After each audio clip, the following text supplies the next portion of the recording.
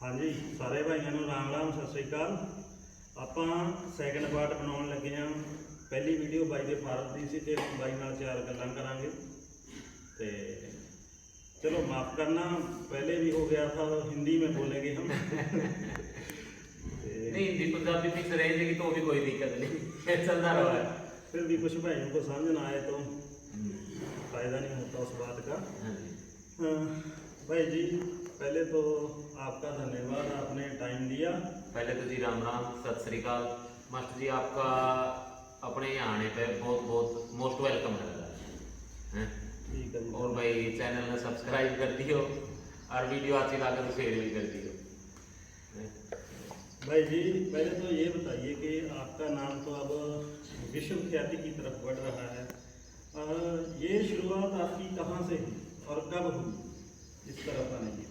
Master जी देखो, पढ़ाई पहले कम करी, मानो कम हालात ने देख के कम होगी, कुछ तो जिम्मेवारियों की तरफ बढ़ गए थे। उस टाइम पे पढ़ाई की थी छोड़, थोड़े पढ़े हाँ।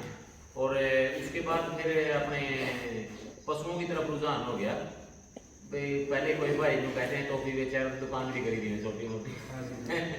उसके बाद ये बाखड़ी भैंसें, जैसे ड्राई बोलते हैं, टोकड़ बोलते हैं, वो भैंसें खरीदी थी जी शुरुआत में मैंने। कोई 4 महीने गब्बड़, 5 की 6 की। उस टाइम पे ये सिस्टम नहीं था, बहुत छोटे लेवल पे थे हाँ। तो वो भैंसें अपने तैयार करी भाई, 5-5 महीने उनको पट्ठे या चारा चो खुआ के, वो जो उस टाइम पे 10-11 की 9 की इस तरह की मिल जाती बाखड़ मज, आज से कई साल पहले की बात है। और वो फिर 35 की 34 की 30 की इस तरह की बिक जाती। मानो वो उस टाइम वाले पैसे आज इस लाइन में काम आ रहे हैं, क्योंकि मेरे लायक या लगा लो शो लायक या बाहर जाने के लायक उन्हीं पैसों ने बनाया। इस टाइम आपको कितना टाइम हो गया यहाँ तक पहुँचने के लिए, कितना समय लग गया? मैं 2008 में लगे थे जी। उसके मैंने पहले पशु रखा तो करते घर पे बहुत अच्छे रखा करते, लेकिन धीरे धीरे जो शो वाली लाइन पकड़ी थी वो एक सही वाला लाइन तक पकड़ी थी अपने। पहले तो बस जैसे आम जिम्मेदार करता है कि दूध वाले पशु का घर में दूध वाले रखा करते थी, मानो पढ़िया करते अपन थोड़ा बहुत इस तरह भी पढ़िया गया भाई, अपनी जिम्मेवारियों पे थे। फिर धीरे धीरे इस साइड में आ गए तो मेले में वो गाय लेके गए, तो उसके बाद अपन ने देखा कि भाई ये सिस्टम भाई मेले वाला भी बढ़िया है, अपन फिर मेले में जाने लगे, अच्छे पशु लेके आया करते शुरू से ही। और अब जब आप मेलों में जा रहे हैं, कंपटीशन पे कंपटीशन जीतते जा रहे हैं, तो इन सब के बीच में एक दूध का काम हो जाता है और एक कंपटीशन का काम हो जाता है। आपने दोनों ही किए हैं, आपको कैसा लग रहा है कि कौन सा काम एक जिम्मेदार के लिए सबसे अच्छा होता है? मास्टर जी देखो, कंपटीशन पहले बहुत लड़े, लेकिन हम छोड़ दिए भाई। चलो अपन संतुष्टि होगी, इतना टाइम अपन मेले ने भी नहीं दे सकते। अगर मेले में जावांगे तो टाइम पूरा देना पड़ा पशु ने भी, और अपना टाइम 15 दिन 20 दिन 10 दिन जो भी है मेले में लगा के आना पड़ा है। जो अगर कोई दूध का पशु तैयार करा तो फायदे की बात रही। फायदा देखो ब्यूटी में भी है और दूध में भी है, लेकिन किसान का भला आपने पता है दूध में ही होगा। देखो बिक्री में एक बार पशु बिक देगा, लेकिन जो दूध के लिए पशु चाहिएगा भाई, जो 20 किलो 18 किलो जो डेली का एक पशु का भैंस का दूध ढोल में डालेगा, उसे में आप अपना खर्चा निकाल सका। बिना दूध के ये बात नहीं बन पाती।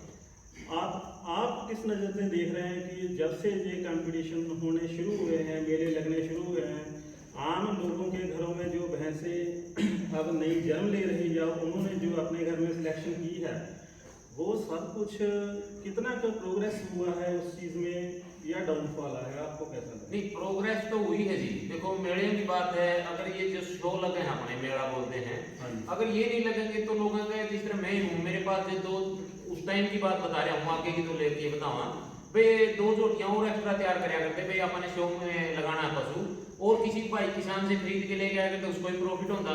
आपने ले आके वो तैयार करी, आप आके बेचा करते तो अपने को प्रॉफिट होया करता। तो इस तरह आगे आगे चलता रहोगा जी। देखो पशु शो के माध्यम से या मेले के माध्यम से पशु की बिक्री बढ़ी है, घटी नहीं है। और इतना आपने इस मुर्रा ब्रीड पर काम किया, कंपटीशन लड़े, दूध निकलवाया, लोगों के सामने दिखाया, लंबा टाइम चला ये काम।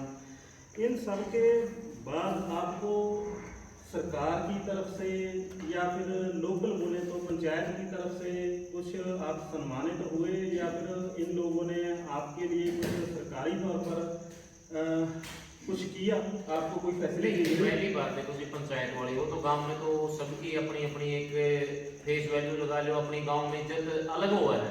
अगर आप गांव के लिए कुछ करा तो उसमें अलग सी वो तो हुआ कि फलाने के लड़के ने ऐसा काम किया है, गांव का नाम भी आगे बढ़ा है। जब आपने सरस्वती बेची तो ये क्या कहते थे फलाने गांव के ने इतना अच्छा पशुधन बेचा है, गांव की इज्जत बनी, मेरी बनी और बाहर के भाइयों सबकी बनी, मानो जो अपने सर्कल के थे।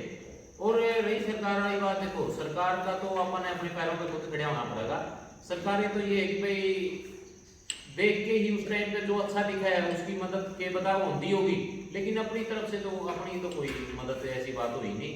लेकिन हाँ, जब पशु इनाम में आया, शो में लगे, उस टाइम पे इनाम मिले ना, फिर आपको पता है मीडिया में वो तो सिस्टम है ही। पर एक बात जरूर हुई भाई साहब, आपने जब ये वीडियो बनाना शुरू किया, लोग आपके घर पर आने लगे, आप सोशल हो गए, आपकी एक देन बहुत बनती है समाज को या पशुपालक तबके को बोलने को, कि उनके घरों में जब यहाँ पर माता जी को काम करते देखा, आपके घर वालों को और बच्चों तक को, आप एक टीम वर्क किया आपने और लोगों के घरों में ये भी सुधार आया। नहीं तो अब तक होता था काम नौकर पे छोड़ दिया, उन्होंने किया या ना किया। मास्टर जी, मैं सोशल मीडिया से तो 2013-14 से जुड़ा था। 2014 में अपने जगह फर्स्ट आई, उस टाइम से पहले जुड़ गया था सोशल मीडिया से। लेकिन जो चैनल बनाया है वो एक उस टाइम पे तो ऐसा बनाया था भाई पशु बिक्री भी हुए थे अपना, और आप अपनी जो बात है या फीड के बारे में है या कोई भी है वो लोगों तक पहुंचा सकता। एक फेसबुक आईडी के माध्यम से तो अपन 100, 200, 400, 500, 1000 तक ज्यादा पहुंचा सकता। लेकिन ये बात अपन जो अपना चैनल है उसके माध्यम से अपन बहुत लोगों तक पहुंचा सकता।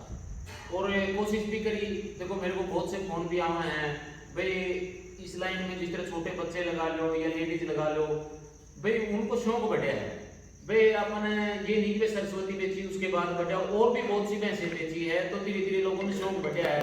मानो एक गरीब घर में एक अच्छी कट्टी तैयार हो जाए या एक अच्छी भैंस तैयार हो जाए तो वो 2 लाख, 3 लाख, 4 लाख की बिक जाए, बेचे 1.5 लाख की भी बेको, एक बंदे को सारी जिंदगी लग जाए 1.5 लाख रुपए कमाने में। आपको क्या लगता है कि हमारे लोग हैं जो पशुपालक हैं ये कहाँ तक पहुँचे हैं? पहले इन मेलों से पहले या लाइव होने से पहले, ये जो मिल्किंग का दौर चला है लाइव होके, इनसे पहले एक जिम्मेदार किसान पशुपालक कहाँ पर दूध के मसले में कहाँ पर स्टैंड करता था, और आज आप जो समय चल रहा है वो कहाँ पर खड़ा है? मास्टर जी देखो, टाइम पहले भी बहुत अच्छा शौक था लोगों को और आज भी बहुत अच्छा शौक है। लेकिन देखो जो सोशल मीडिया पे देख रहे हैं, कई बार ये होता है सच्चाई दबजे है, झूठापन लोगों को दिखाया जाए, और कई बार झूठापन तो दबे पड़ा हुआ है, सच्चाई कुछ और हो अंदर की।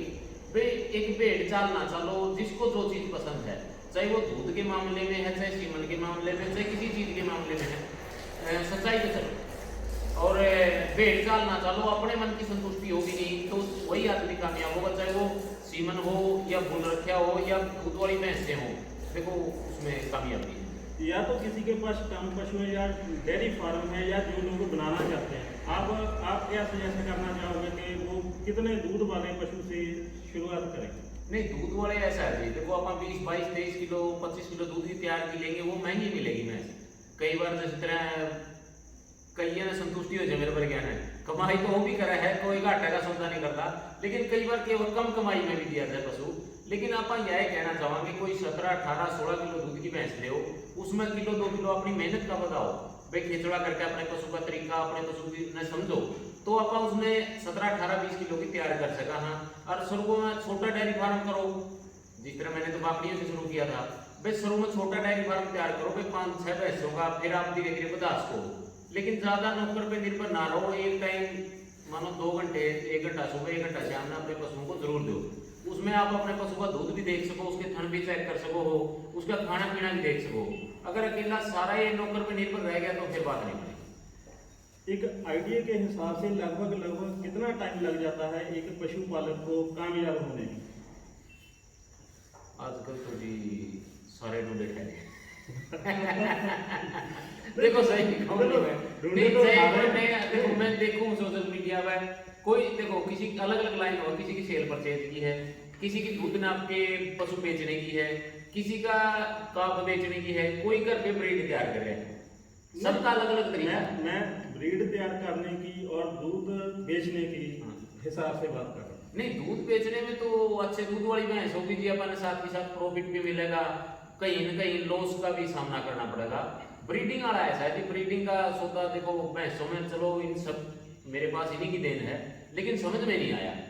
आज लग चलो बुल मेरे पास भी थे, आज भी अपने ही माना है, अच्छी भैंसों के हैं, अच्छे रिकॉर्ड आए हैं, लेकिन ये नहीं कह सके छाती ठोक के कि भाई हाँ उस बुल का टीका रखवा ले, जिस तरह गायों में है, अगर भाई इसका रिजल्ट ये आएगा, भाई इसकी 15 किलो की खर्ची आएगी, मैंने आज तक नहीं सुना कोई को। सब अपनी अपनी मार्केट करा है, या अपने दोस्त की मित्र की सब करा है, वो तो हम भी करा है, लेकिन छाती ठोक के कहीं नहीं गए इसके। आपके घर में, आपके इस छोटे से डेयरी फार्म में बहुत अच्छी और बड़ी बड़ी भैंसें आई, आपने उनसे अच्छा मेहनत की, उन पे अच्छा प्रदर्शन करवाया और वो जहाँ जहाँ जाना था वो गई, पर आपने बहुत रुपये, उनकी कीमत भी लगी, ये हमारे पीछे गंगा भैंस बैठी है, ये आपने नहीं बेची, इस बात का क्या कारण है, और गंगा के बारे में कुछ बताएं। गंगा का ऐसे है जी, देखो क्यों नहीं बेची। गंगा जिस तरह पहले शो में गायें लगाई थी, उसके बाद गंगा लगने लगी थी शो में, देखो गाय ने कुछ अलग से दिया, वो सेल कर दी, और गंगा ने जो पेमेंट दी अपने को, चाहे काफ बेचे, चाहे इसका इनाम आया, वो पैसे आज बहुत बड़े लेवल पर खड़े हो गए। मानो जो वो पैसे नहीं आए होंगे अपने पास, ना तो आगे भैंस खरीदी जाओ थे, ना यहाँ पे आपको ना खर्चा चला सकते, सब इसी की देन है। इसने इनाम मानो चप्पर चिड़ी मुहाली में लाख रुपए, अपने मुक्तसर में 51,000 रुपए, हरियाणा गवर्नमेंट में भी 1.5-2 लाख रुपए लिए थे जब चैंपियन बनी थी, बहुत से इनाम जीते। काफ तो इसके कोई 270 का, कोई लाख का, अलग अलग रेटों में बिके, और देन तो इसी की है, और अपने घर पे ही रहेगी। ये कितने दूध की है? दूध 24 किलो दिया थी इसने पूरे पीक पॉइंट पे। ये वैसे ही आगे चलती फिरती, या फिर आपने इसको? नहीं, ये पहले ब्याज में मेरे नजदीक गांव में थी, मैं उस टाइम पे इसकी पेमेंट लगाई थी, तो उस टाइम पे चलो उस भाई के नहीं समझ में आई, तो दूसरे ब्याज में ये मैंने दूसरे गांव में गई हुई खरीदी थी, प्रेग्नेंट थी, चलो उस टाइम पे क्या पता प्रॉफिट के लाभ, आज भी बेचते हैं पशु, बहुत से आम हैं, प्रॉफिट मिलियन बेच दिया, लेकिन इसका भी मिला था उस टाइम पे। शुरुआत में कोई 5-4 दिन लग मूड था, फिर उसके बाद इसका बदल गया, और इसने फिर तो अपन इसने तो मुड़ के देखने नहीं दिया, बहुत से इनाम जीते। अब आप जो वीडियोस देख के, चलो कंपटीशन का टाइम तो कुछ ही रह गया, क्योंकि मुक्तसर साहब वाला नहीं लग रहा है, पीडीएफ ही रह गया है। पीडीएफ दोनों बहुत से लग रहे हैं जी, ते चलो वो एक अलग लेवल की बात है हाँ। मुक्तसर साहब की। तो अब सिर्फ मेन बात करें तो पीडीएफ है या फिर जो लाइव होता हाँ है, जी। इन सब से जिन्हें जो बच्चे, नए बच्चे आ रहे हैं, वो बूस्ट हो रहे हैं, वो इनसे प्रभावित होके अगर करना चाहते हैं, तो आप उनको क्या सजेस्ट करोगे? देखो जी मास्टर जी, करना चाहते हैं तो उसमें अच्छे दूध वाली भैंस रखो, ऑप्शन एक ही है। अच्छे दूध वाली भैंस डेली की डेली अपने को कमा के देगी, खेती है, सब्जी है, गन्ना लगा लिया। मानो मैं एक दिन NDRI में गया था, उस टाइम पे उन्होंने बताया 3 किले का जमींदार भूखा नहीं मर सकता। मैं कहूँ 3 किले छोड़ो, 2 का भी नहीं भूखा मर सकता, जिसके पास 2 किले का जमींदार है, क्योंकि उसके पास डेली की डेली भैंसों को दूध हरे चारे के लिए उसके पास घाव होगी। मानो आधा किला में वो कुछ जगह में गन्ना लगाएगा, कहीं पे मछली पालन भी आजकल बहुत से सिस्टम लोगों ने चलाए हुए हैं। मानो सब्जी लगा ली, चाहे एक कनाल में लगा ली, वो भी डेली की डेली इनकम देगी अपने को। देखो 2 एकड़ वाला भी नहीं भूखा मर सकता, जो करने वाला हो, और नहीं करने वाला हो चाहे उसके 20 एकड़ हो, वो भी गुड़दांड है, नशे पते करदांड है। आप यूथ को क्या कहना चाहेंगे? देखो जी, कहना तो यह चाहेंगे, जिसका शर्य है वो तो देखो नौकरी की तरफ भाग जाए, जिसको नहीं शर्य भाई, जिसका काम नहीं चल रहा भाई, नौकरी भी नहीं मिल रही, घर खर्च के लिए भी देखो आड़ती के पास जाना पड़ा है। अपन वो सारे टाइम देखे हैं, बहुत धोखे से ले देखे, मैं सही कहूँ तो भाई अपने 2-3 भैंसे रखो भाई, अच्छी दूध वाली रखो, जांच पर रख के घूम फिर के ले लो, कोई दिक्कत नहीं। जे किसी के पास अच्छी मिला ले लो, नहीं मिला तो टाल कर दो। अच्छी भैंस ले, चाहे वो 17-18 किलो दूध की ले, उसमें 2-3 भैंस होगी, आपका घर खर्च भी निकालेगी, आपने काम भी मिला रहेगा, आप नशे पते से भी दूर रहोगे इस चीज में, आपका रुझान पशुओं की तरफ रहेगा ज्यादा। और जो आपके 2 एकड़ था है, उसमें कुछ में हरा पट्टा बीज लो, कुछ में सब्जी लगा लो, कुछ में भाई अपने गन्ना लगा लिया। मानो तरीके बहुत हैं, आदमी ने दिमाग इस्तेमाल करना है तो जब सुखबीर इस लेवल तक पहुंच सका है, अपना छोटा हाथ थोड़ा बहुत दिमाग लगा है, तो आप भी पहुंच सको, कोई बड़ी बात नहीं है। अब आप अपने ये इन पशुओं के बारे में बताएं कुछ। पशु तो जी की गंगा बेटी आगे जो पहले नंबर पे है, हाँ जी। दूसरे नंबर पे हिंदी भाई वाली है, वो आगे वाली मैं नहीं बेच रहा हूँ, दूसरे नंबर वाली बच्चा नहीं बेचने दे रहा है। वो कैसे? वो कहता है उसको ये ज्यादा पसंद है, वो आएगा जब भी अभी फोन पे पूछेगा मेरी बहन ना बेच दियो, ये चलो उसको पसंद है, ठंडी है, उसकी चॉइस भी पूरी करनी पड़ेगी, बता आगे चल के वो इसी लाइन को पकड़े। तीसरे नंबर पे ये, चौथे नंबर पे ये नई आई थी, ठीक है। ये थोड़ी 15 दिन पहले भी आ गई थी, लेकिन दूध पे ये 6-7 दिन की 14 किलो पे चल गई है, तो पक्के ही लेटी की है, उम्मीद करेंगे कि 17-18 करेंगे, किसी भाई को देंगे।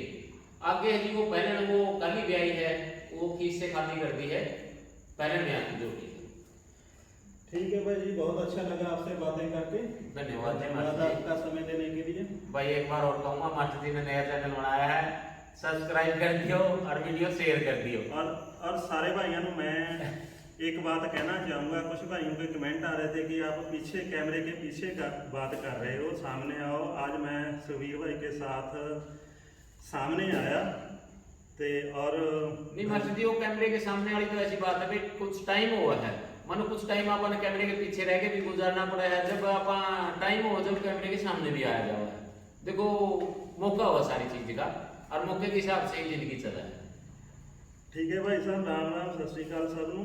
और हम तीसरा पार्ट और बनाएंगे, जिसमें सुखबीर भाई साहब से पूछेंगे इनकी फीडिंग बारे में, फीडिंग में क्या क्या होता है, कैसे करना चाहिए, वो सारा पार्ट नेक्स्ट पार्ट होगा, उसमें हम बात करेंगे। ठीक है भाई साहब, राम राम, सत श्री अकाल साहब।